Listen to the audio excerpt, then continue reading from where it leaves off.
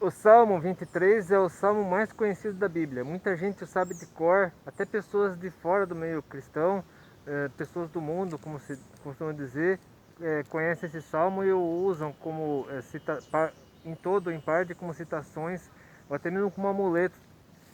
Mas a verdade é que o Salmo 23 é um salmo profético, um salmo de Davi, que para quem conhece, sabe bem a Bíblia, Davi era pastor antes de tornar-se rei. Ele foi ungido rei quando ainda era pastor. Foi ungido rei por Samuel, no caso. Ele só se, com cerca de 17 anos, mas só se tornaria rei de fato aos 30 anos. Primeiramente de Judá, e 7 anos depois de todo Israel, e reinaria até os 70 anos de idade, quando viria a falecer e passaria o seu reino para Salomão. Mas a verdade é que o Salmo 23 é atual, assim como toda a Bíblia. O Salmo 23 não é apenas um mero salmo decorativo, uma mera poesia, é uma profecia para todas as gerações, inclusive para nós. Vejamos o que diz aqui, para você ver. Eu lerei o salmo completo, cada versículo, parte por parte, para você ter uma noção de como esse salmo é extremamente atual, especialmente nesses tempos de pandemia, onde há muita gente com medo, ainda pessoas doentes, pessoas morrendo.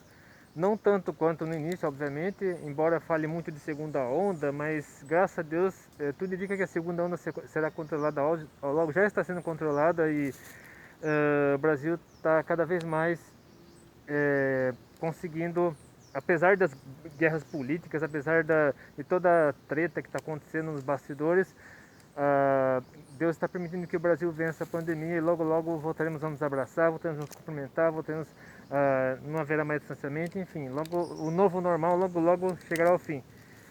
Mas enquanto isso não acontece, vejamos o que o Salmo 23 diz para nossos dias. O Senhor é o meu pastor, nada me faltará.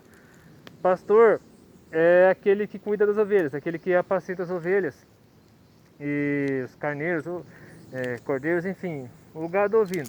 Aquele que com a vara, eu falarei sobre isso mais tarde, com a vara ele, é, ele conduz as ovelhas, faz as ovelhas andarem, e com o cajado ele as traz para junto de si, para que ela não se afaste demais. Então, a vara é o acelerador e o cajado é o freio.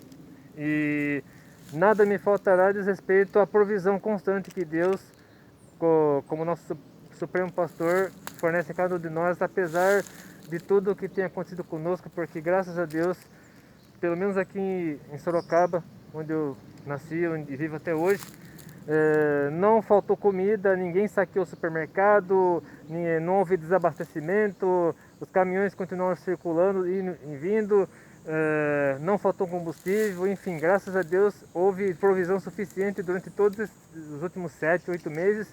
Ninguém passou fome por causa da pandemia. Claro que houve desemprego, houve situações difíceis, mas é muito, é, muita gente previa coisas piores, coisas horríveis mesmo, mas graças a Deus isso não aconteceu, como muitos pessimistas previam.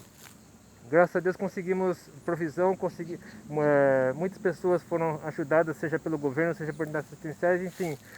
Deus providenciou, Deus nos deu a provisão necessária para podermos sobreviver a esses tempos.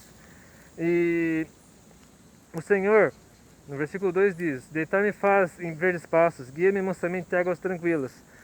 Verdes pastos simbolizam o descanso, o refrigério, a tranquilidade e até mesmo a própria provisão alimentar, porque as ovelhas também se alimentam de capim, de mato, e as águas tranquilas também diz respeito ao alimento, a paz, a tranquilidade e a saciar nossa sede, tanto física quanto espiritual.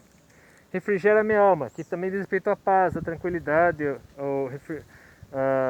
ao consolo. Inclusive, diante de tantas pessoas que morreram, Deus consolou muitos corações, consolou muitas vidas e os renovou. E quanto àqueles que ficaram doentes e se recuperaram, Deus os revigorou para continuarem vivendo, continuarem testemunhando e sendo poderosamente usados por Ele. E muitos se converteram, inclusive, em meio a essa pandemia.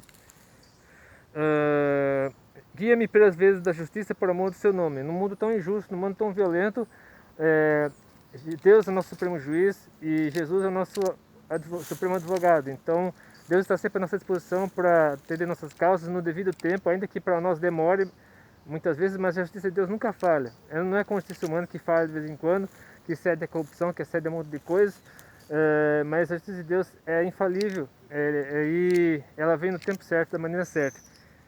No versículo 4, ainda que eu andasse pelo vale da sombra da morte, não temeria mal algum. Vale, né, como eu já disse lá no vídeo sobre o Vale de Ossos Secos, é aquele espaço entre as montanhas, onde geralmente não acontece nada.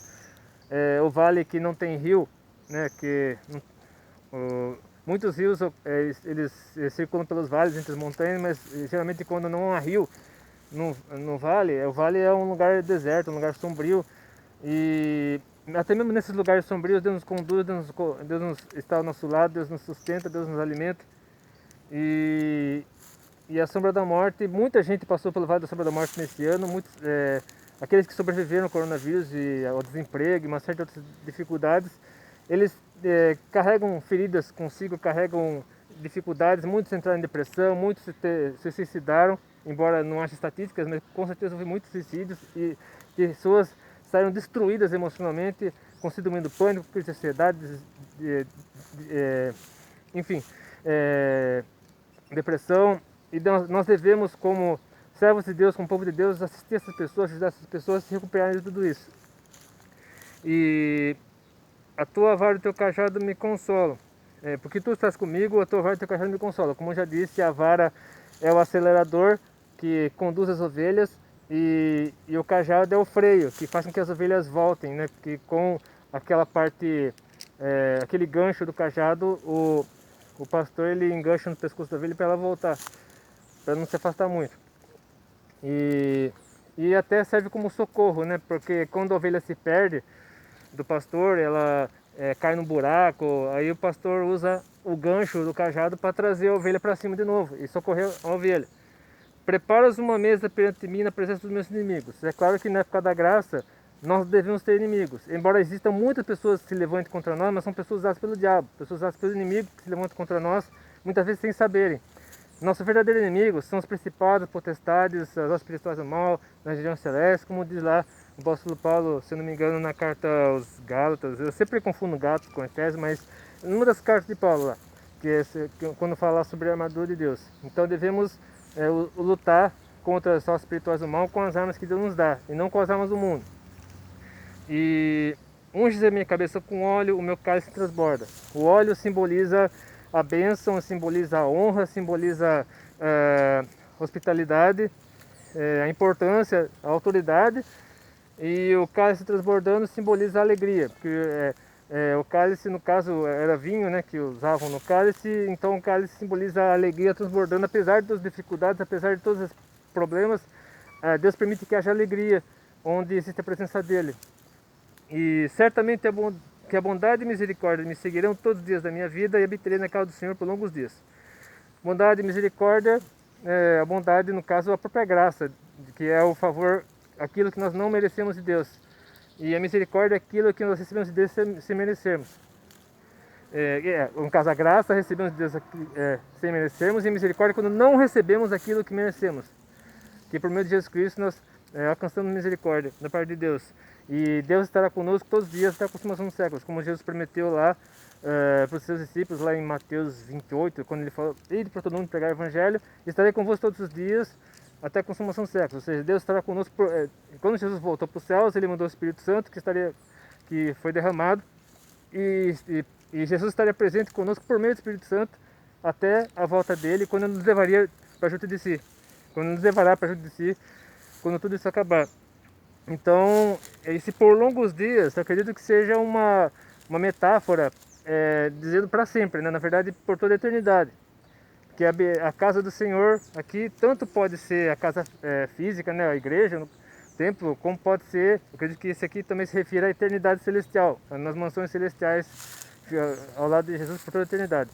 Então se Deus falou no seu coração por meio do Salmo 23, desse vídeo. Que Deus abençoe, que Deus oriente. Se você gostou desse vídeo, curta, compartilhe seus favoritos, inscreva-se no canal, que Deus abençoe. E até depende se quiser.